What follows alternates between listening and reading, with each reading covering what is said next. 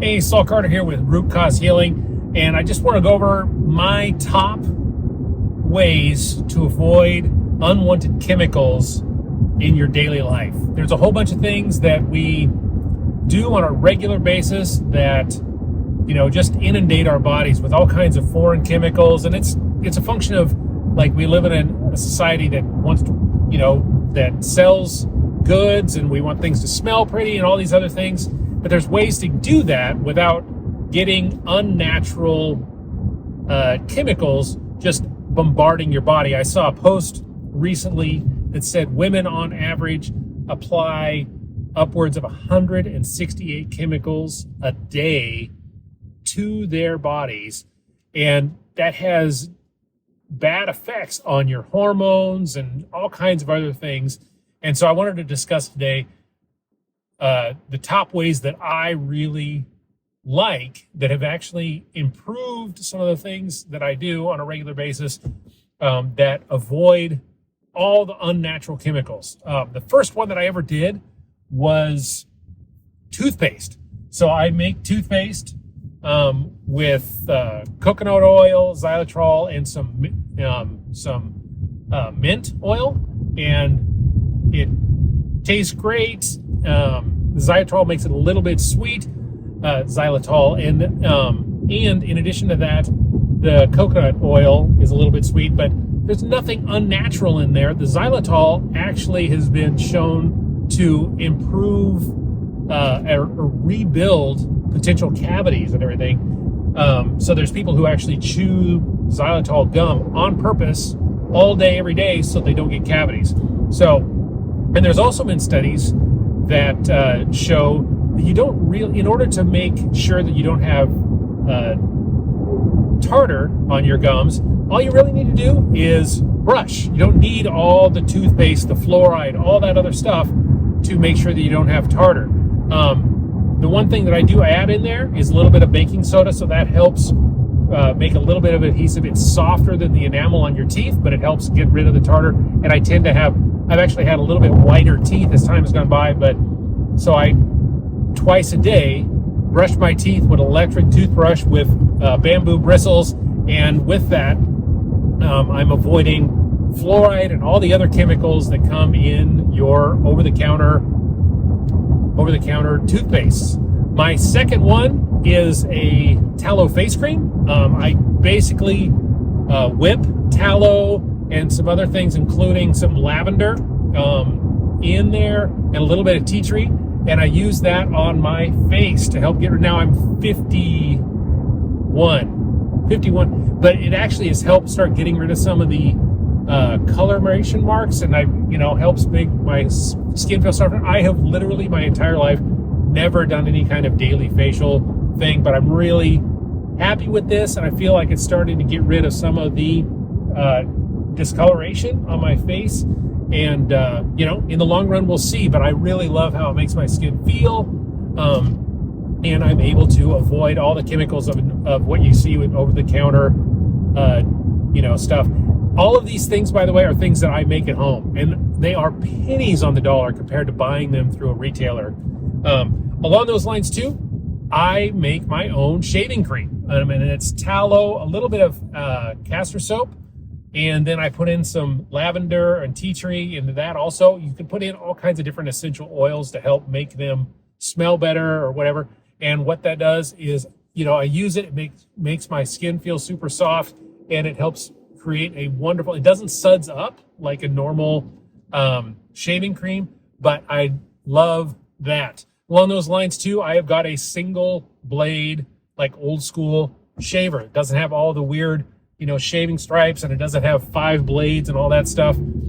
So that's what I use to shave. So it doesn't get all the chemicals from my shaver. Also happens to be super inexpensive. I effectively, for $70 plus shipping, was able to get what effectively for me is almost a lifetime's worth of shaving, because I've used one blade for the last month, and I bought 100 blades for $9. So that is literally for me nearly a lifetime's worth of shaver, and so I don't have to worry about running out of this disposable stuff. I'm not throwing more junk into the trash can. Super simple. avoids tons of chemicals. The shaver itself is aluminum, and the blades are stainless steel. Wonderful way to avoid chemicals. Some of the other things that I do, I have made a tallow,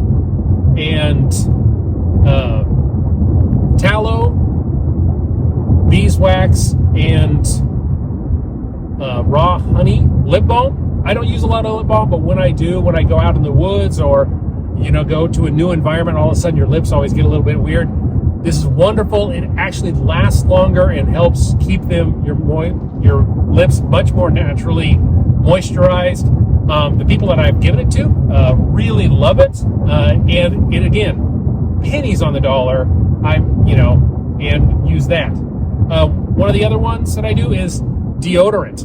I use the one that I'm using now. I actually put a little sodium bicarbonate or baking soda in it. I think I'm going to try it without that and see how that goes. But I use beeswax tallow and same thing, a little bit of natural, like essential oils. Put that in there. Avoids all the aluminum, all the different things we're trying to avoid in our bodies that disrupt our hormones and all those other things. And it is wonderful. It's not my favorite yet. I haven't got the actual recipe perfect yet, but I really like it much better knowing that I'm not just spreading aluminum on my body every day. And depending on how much you sweat, obviously you might need more bicarbonate or some other things in there. It is something that, some people who might oversweat or be uncomfortable with it. But what I found is when you stop using all these weird chemicals, your body actually doesn't produce all these weird smells. And so I haven't had anybody come up to me and tell me that I smell like some 1968 hippie or anything like that. Not that there's anything wrong with that, but it has been a good thing, and no more chemicals from that. Let me see, what's the other one that I've done a lot of? One of the ones that I was super shocked by that actually works. This one takes a little bit longer to make because you have to kind of steep the oils in different herbs. But I do an antibacterial cream that has worked wonders. And if you read the labels on some of these things, like your Neosporin or some of the other antibacterial creams, they are just basically oil. They're like mineral oil is basically a byproduct of natural gas. And so you're basically spreading petroleum all over yourself all the time. These are not things that we would normally,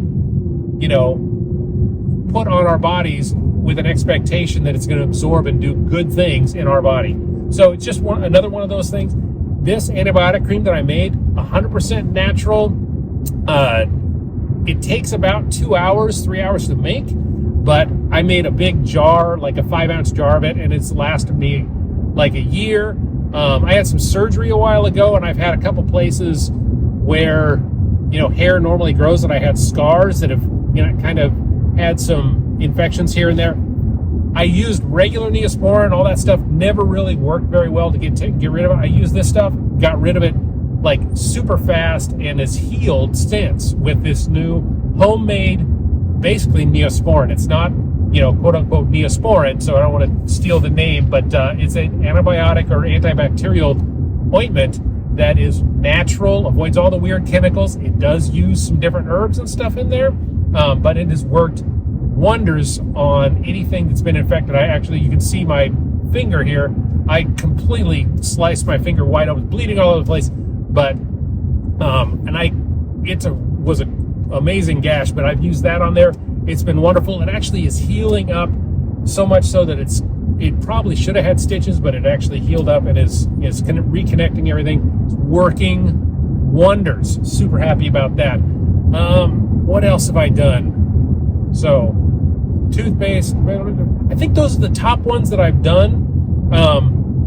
And if there's anything that I have to put on my body, I've decided if I can't eat it, I'm not going to put it on my body. And it's so far, you get varying degrees of how well it works. But what I found is I'm much happier, and it's way less expensive than having to go to the store and buy things. And then I know exactly what's going into it, so I don't have to worry about what weird chemicals are being pumped into my body. And, I know exactly what's going into it. If there's any suggestions you guys have on what other things that I could make or that would help me avoid those daily chemicals that we always put on our body, if there's a recipe out there that you have a suggestion for, if there's something that I'm missing that I need to do a better job with, please put it down in the comments. I'm super curious. I'm just on a journey to try to make sure that I am living the healthiest life I possibly can. If you have any other questions or anything, please put them in the comments. I'm reading the comments, making sure I'm getting back to you. Thank you much. I will catch you on the next one.